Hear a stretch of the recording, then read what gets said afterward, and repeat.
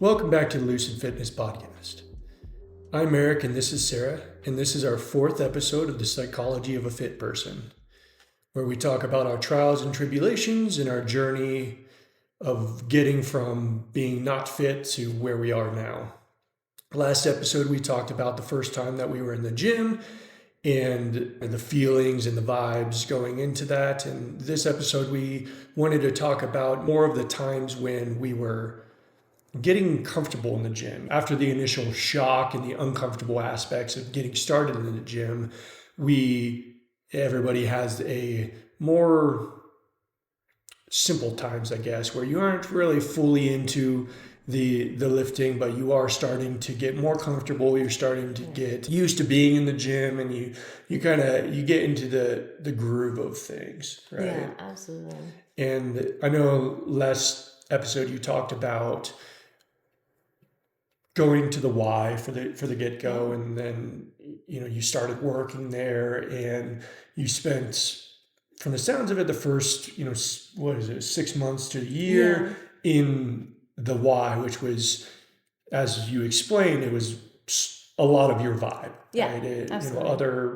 Other moms and parents and older people, and a less bro type environment, more comfortable, so to speak, but still uncomfortable. Yeah. Right? Can you remember a time where maybe it didn't register then, but you can think of it now? Like at what point did you kind of realize you knew what you were doing to some extent? Because that's kind of what I want to talk about this episode, is like, when did you kind of figure out, like, okay, I am comfortable here. I can go to the gym and not feel out of place.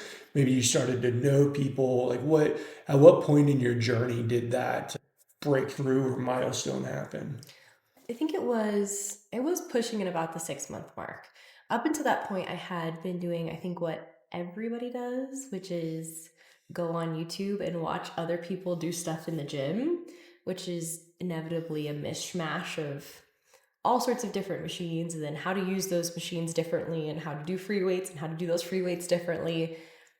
And then I worked with Lativia. I think I talked about that last episode, where I basically hired her as a personal trainer, and she really walked me through, like, this is how you use these machines, this is how you perform the exercise properly, this is what it feels like to go to failure, this is what it feels like to have reps in reserve. Like, that's where I really kind of learned those feelings inside my body and what that really meant. And then right after that point is when I started experimenting with all sorts of different exercises, doing hip thrusts with a band, doing it with a B stance, doing it all the different ways, and doing all the machines all the different ways. That was like my exploratory period, where I didn't really care who was watching. I wasn't focused on people thinking I looked weird. I was chasing mind-muscle connection, and I was chasing the feeling of performing exercise properly and getting a good pump and feeling that growth. So I think it was probably like 6 to 9 months into my journey is like when I really blossomed into, oh yeah, I can walk into a gym. I could walk into any gym and I could know exactly what I needed to do to achieve a shoulder day.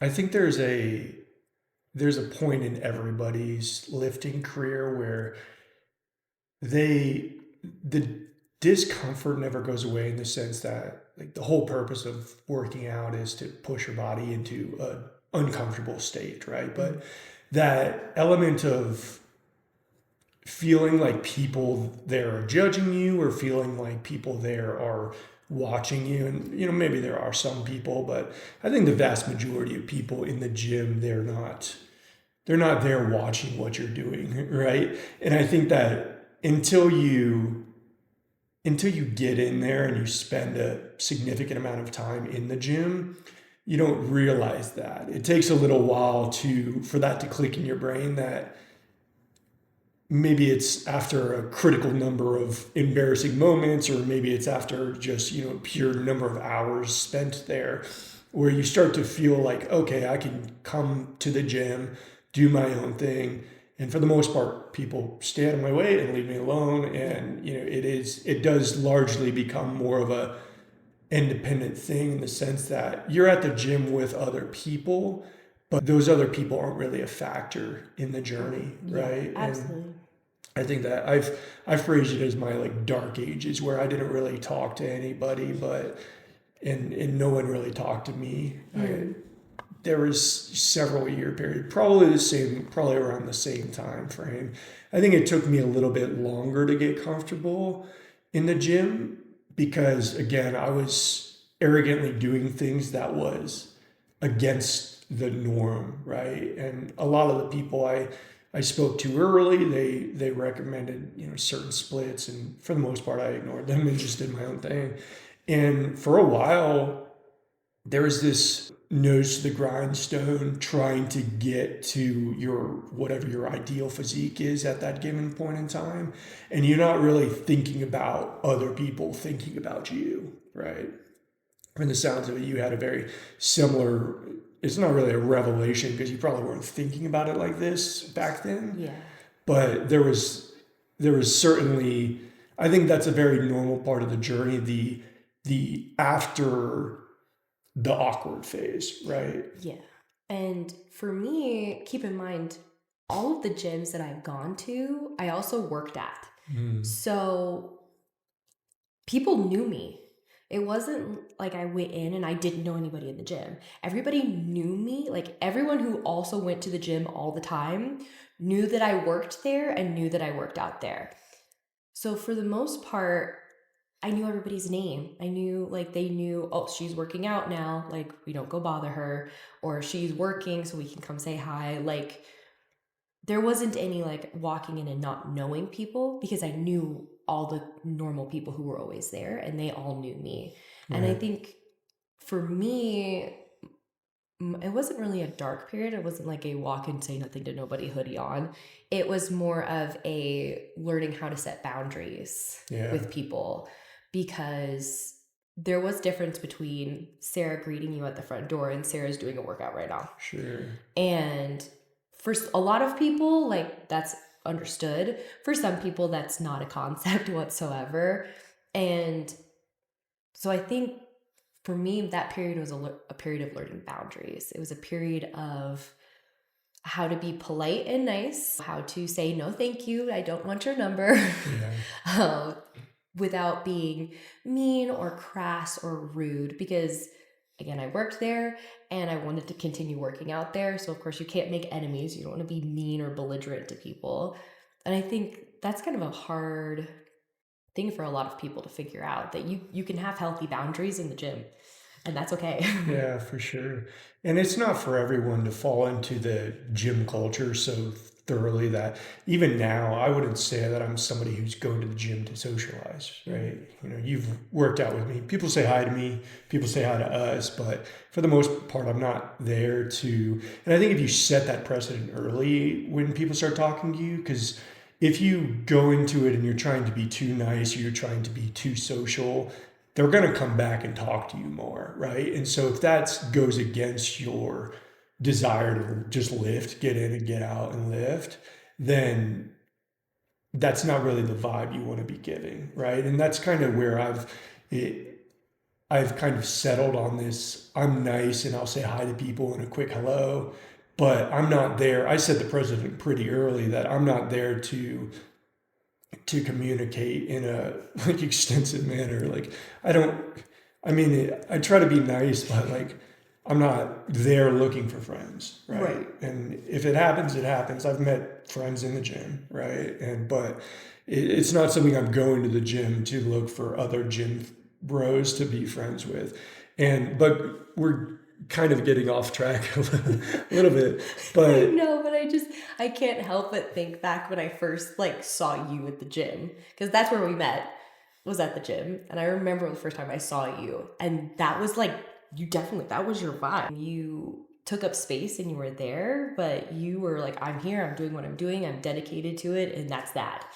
yeah, and it's a hard balance too because I do like talking about fitness, but you give people an inch and they take a mile kind of thing, not in a negative way, but if there's people who, if you say hi one too many times, they'll never shut up, right? And I remember back in the day early, and it's probably what led to my dark ages, is I read somewhere online and probably the bodybuilding forums, it was essentially a guy like complaining about how every gym he ends up at, he talks to too many people, and then once you hit this like critical mass of people who know you, it's hard to get work done because you kind of saw it when at the gym that we met at, it gets to a point where even a little 3 to 4 minute chat, if you're doing that with 5 people, that's adding, 20 minutes to half an hour to your workout every day. And, while I don't mind speaking to people and getting to know people, but that adds up. And so there are times where it's like, I just plug my headphones in. And I'm sure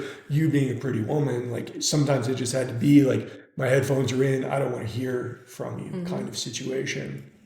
And it's a delicate balance, but I didn't have that issue for a long time. In fact, I remember even thinking to myself back in the day, I was like, I haven't spoken to somebody at the gym in a long time. It was so long. It was several years. It was so long that I registered it as an odd thing. It's like, because I was reaching a point where I wouldn't say I was above average, but I looked like I knew what I was doing, right? And I think that there's a point where once you kind of know what you're doing, most average people stop giving you advice. It's like, oh, this guy is no longer a beginner. He kind of knows what he's doing. Not that I was jacked or anything, but I had been going to the same gym for a while. Like I said, I went to that 24-hour fitness for 8 or 9 years.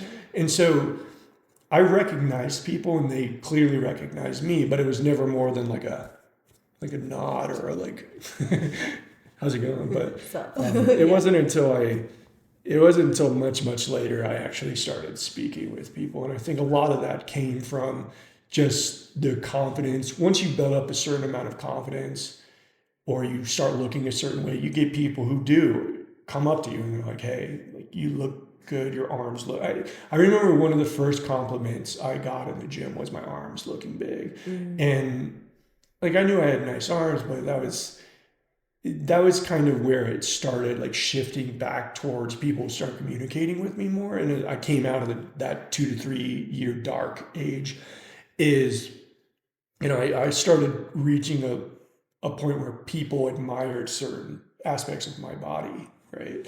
Or like I had, it's funny because when you were saying about, when you were talking about, men hitting on you. And I only ever had it once, and it was from this old woman.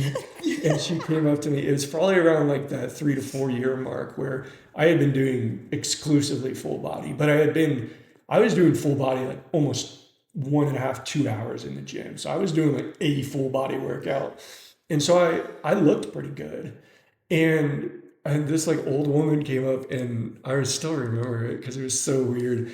And I say old, but she was probably like 50, 45, 50. Okay, old for And your she 20s. like came up and like said something to me and I pulled my headphones out and she's like, I I remember it. She said, I like your body.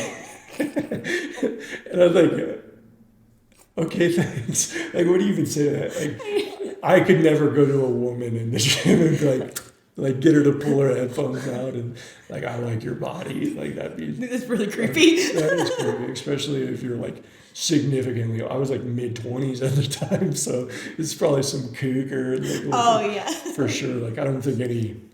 Yeah, but that was the one time I ever had a female come and like say something, and but there were there were times where I I started recognizing people in the gym, and I think that when you start seeing people so often, it's hard not to like wave or smile because it's like me, I know you. We've spent thousands of hours in silence together, kind of situation, and it's inevitable after a while, Yeah. right? Yeah. I think you make bonds with people that you don't expect. Mm-hmm. I especially think that working there because both the gyms that I worked at, I primarily worked opening and then overnight. So the people that I knew they were always there. They were always there at the same time. They were dedicated every single day. This is when I'm going to be here. And it was like just the six of us. And it was kind of just like an understanding that like, we're all here to keep each other safe.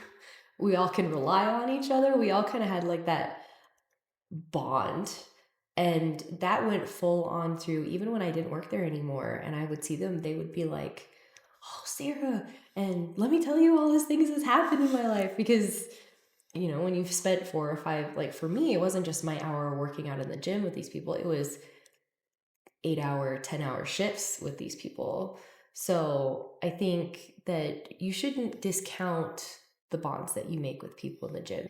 When human beings do something where they're collectively seeking to accomplish a goal and everyone kind of recognizes we're all pushing for this same thing, that kind of creates a bond between people that's different than other bonds. It's different than a workplace bond. It's different than just friends. Like there's like a community situation that happens in a gym. It can be, it can be very much a bonding experience for sure if you let it. Like, there's always people who are, at your level looking to get to the level that you want to get to. Yeah. And I do think that if that's something you seek, then, or even if it's something you thrive in, if you thrive in a situation where you feel more compelled to go to the gym because there's people there who you want to see, I think that can be a great, that can really help remove a lot of the friction that can come from it. And those can be good friends too, because there's an accountability aspect to that. Mm-hmm. If you have a friend group that people where they don't go to the gym, there can be friction that's caused there, because when you start going, well, I'm not drinking alcohol anymore, or I'm not going to go to the restaurant because I'm not eating that anymore, or I'm going to go to the gym, you want to come with me, and people are not on board with that, they're real not on board with that real fast. In my experience, I've learned that people are real not on board with that real fast. But when you make friends and you meet people in the gym, that you, even though it's just 1, 2, 3 people that you connect on multiple levels, where you could say, hey, yeah, you want to go get a cup of coffee? And no one's judging you because you got a black coffee. Right. Or, you want to go out to eat? And they're like, no, why don't you come over and we'll cook? Or, yeah, we'll meet at the gym at the same time. You're not here? Are you on your way? Like, I got a workout for us to do together. Like, there's kind of that snowball momentum that you can gain having people who are doing the same thing you're doing. Yeah, and it makes it a very unique hobby, right? Yes. Because there's aspects of, I call it a sport often. There's aspects on the sport side where it's like you were saying, we're all in this together trying to get these, higher selves. We're trying to reach these higher selves. And there's a respect that comes from that. Mm. And especially once you start actually getting results, it's why I talk about the positive feedback loop so much, is you get results and then, people notice. Oftentimes the best compliments often come from people who are at a much, much higher level than you, right? And people who you look up to in a lot of ways.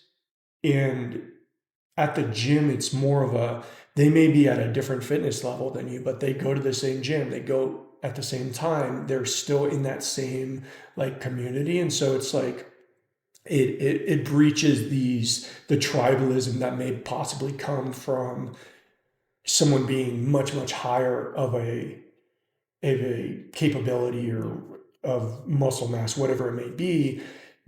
Having the shared experience of a single gym and a single culture that comes with that gym. And it's why culture is so important for the gym, because if you're in the right culture, then you have people who you can look up to, who are feeding back positive energy, either complimenting you or giving you advice, whatever it may be. And then you can feed that back into the culture by, building yourself up and reaching a level where you get respectable gains. And, it's this greater purpose of health in fitness that can only really be forged in a gym, right? Because, and I've worked from home for extended periods of time, probably, 2 or 3 years of my 15 years, and it's just not the same, right? It's not the same. Even the silent like nod to somebody, like missing those changes the entire dynamic. And like you're saying, it changes motivation too. It's a lot easier when your gym's in the basement to say, oh, well, I'm not going to go.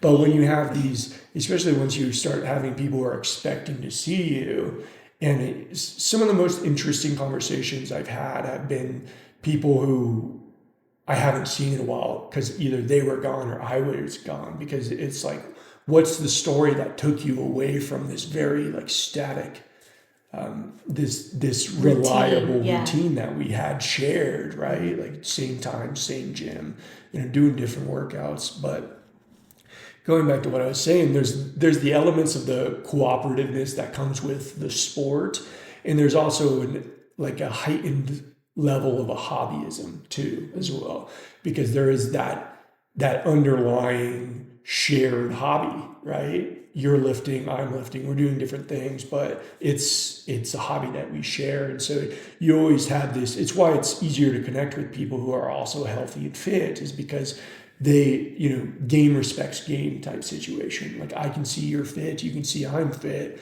We inherently have something in common. And it's interesting when I meet other fit people in the wild, it's almost like, even if you don't talk about it, there's still that underlying respect.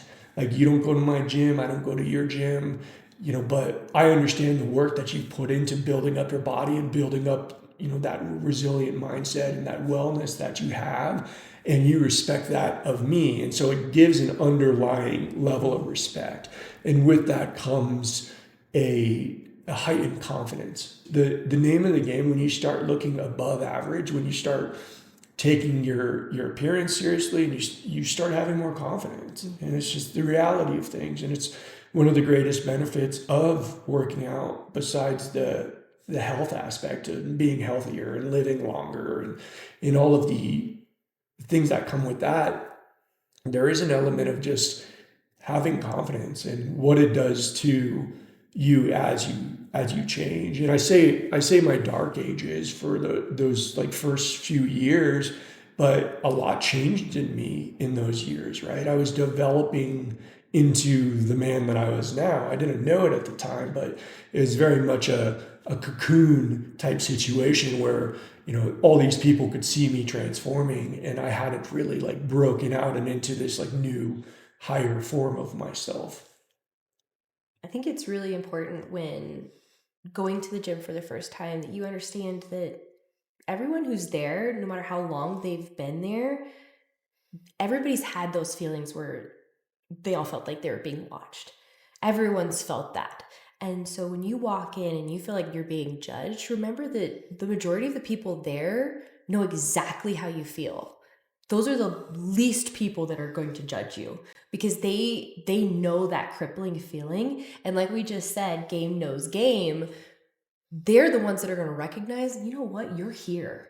And that's awesome. And you should keep coming. And there's a level of, you need to open up a little bit to that, and not, I would encourage you to not be so closed off to someone who maybe is intimidating to you, coming up and saying hi and trying to welcome you into the gym, because not letting your first reaction be, oh, they're going to judge me, or they're going to tell me I'm doing something wrong, or they're going to hit on me, but being open to, they're trying to make me feel comfortable, so I keep coming, and start to build that bond and that rapport. Because being in the gym and gym culture, especially in the world of fitness culture as it is now, that is where you are going to see all sorts of different bodies. You are going to see people who are just starting. You're going to see people in their teens. You're going to see people in their 80s. You're going to see people who've, are bodybuilders. You're going to see people who are just trying to make it through life.